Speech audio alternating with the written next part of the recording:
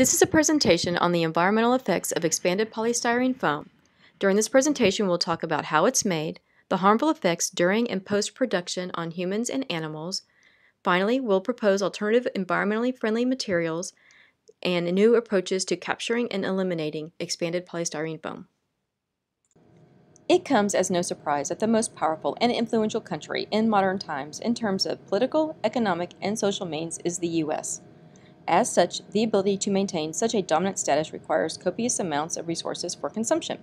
The U.S., which accounts for less than 5% of global population, consumes roughly 1/4 of the world's oil, coal, and aluminum, and is the world leader in per capita consumption of most resources.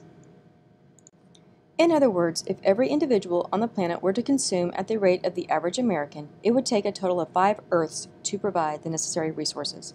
Much of this consumption is not required for basic human survival, but which is largely influenced by marketing corporations and their advertisements that convey that consumption leads to a happier life. Such prolific consumption would be less problematic if the corresponding waste left a minimal footprint on the environment. However, this is not the case. Most of this ends up in landfills or our waterways. And a majority of this waste is toxic to the environment and non-biodegradable, meaning there is no organism on the planet capable of metabolizing and thus breaking down the material. One such type of toxic waste is a product developed in 1954 by the Koppers Company known as expanded polystyrene foam, or EPS foam. EPS foam is often mistakenly referred to as styrofoam. However, styrofoam brand foam is a registered trademark of the Dow Chemical Company for extruded polystyrene foam, or XPS foam, which is primarily used for insulation. Expanded polystyrene foam has many convenient uses because it is lightweight and serves as a great insulating material. As a result, many products are made from the foam, including fast food cups, side dish bowls, plates, restaurant to-go boxes, packing peanuts, art supplies, egg cartons, cafeteria trays, and even restaurant cake displays. Expanded polystyrene is the polymerized form of the monomer chemical styrene, which is made from petroleum or natural gas and has been classified by the National Toxicology Program as being a possible human carcinogen because it was found that workers exposed to the chemical had increased risks for cancers like leukemia and lymphoma. When the styrene becomes polymerized, it is then suspended in water to form droplets, and a suspension agent is added to keep the droplets from sticking together. The polystyrene beads are then expanded by using special blowing agents such as propane, pentane, methylene chloride, or chlorofluorocarbons, and can then be molded into any desired shape.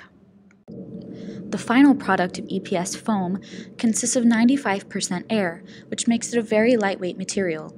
However, its rigid structure makes it difficult to compact, and so it takes up a large volume, which can easily overflow trash bins and blow away in the wind, creating scattered litter and polluting our waterways.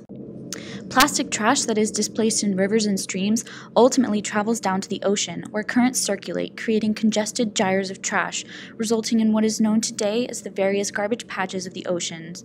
The Great Pacific Garbage Patch, which alone spans 9 feet deep and is twice the size of Texas, currently holds 6 times more plastic than plankton. It's apparent that the enormous amount of trash in the oceans is accumulating at an alarming rate.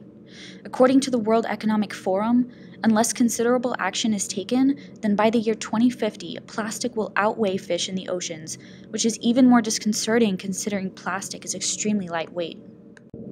Plastic waste is harmful to animals who mistake the small pieces of debris for food. Expanded polystyrene foam breaks down into small beads, and when consumed by fish, they can get stuck in their intestines or choke the fish, resulting in mortality. More than 100 cities in the United States have implemented a full or partial ban on the use and disposal of EPS foam. In Washington, D.C., a ban was implemented on January 1, 2016. This ban dictates that all food establishments would not be able to use EPS foam.